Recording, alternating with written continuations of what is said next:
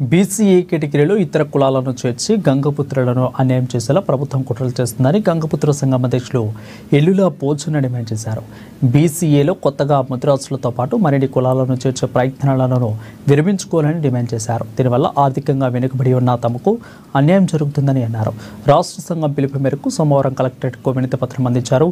ఇక ప్రభుత్వ ప్రయత్నాలను విరమించుకోవాలని పక్షంలో గతంలో తమకు ఇచ్చిన హామీ మేరకు గంగపుత్రులను ఎస్టీ కేటగిరీలో చేర్చాలని స్పష్టం చేశారు. ఇక లేని పక్షంలో ఆందోళనలు చేపడతామని హెచ్చరించారు.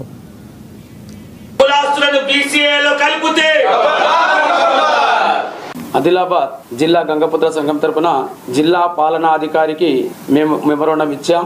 రాష్ట్ర సంఘం పిలుపు మేరకు అదేవిధంగా రాష్ట్రంలో ఉన్నటువంటి గంగపుత్రులు బీసీఏలో ఉన్నారు. ఈ బీసీఏలో బీసీడీలో ఉన్నటువంటి కులాలను బీసీఏలో కలపాలని ప్రయత్నం జరుగుతుంది. రాష్ట్ర ప్రభుత్వం ఈ ప్రయత్నం చేస్తుంది కాబట్టి దానికి వ్యతిరేకంగా ఈరోజు మెమోరాండం ఇచ్చాం. అదేవిధంగా మా గంగపుత్రులకు అన్యాయం జరుగుతుంది కాబట్టి వాళ్ళని బీసీఏలో కలిపితే మాకు అభ్యంతరం లేదు. కానీ మమ్మల్ని తీసుకుపోయి ఎస్టీ జాబితాలో కలుపుతానికి కొన్ని సంవత్సరాలుగా ఈ యొక్క పోరాటం జరుపుతున్నాం. ఈ పోరాటము మా పోరాటం అయిన తర్వాతనే వాళ్ళని ఎందులో కలిపినా మాకు అభ్యంతరం లేదు.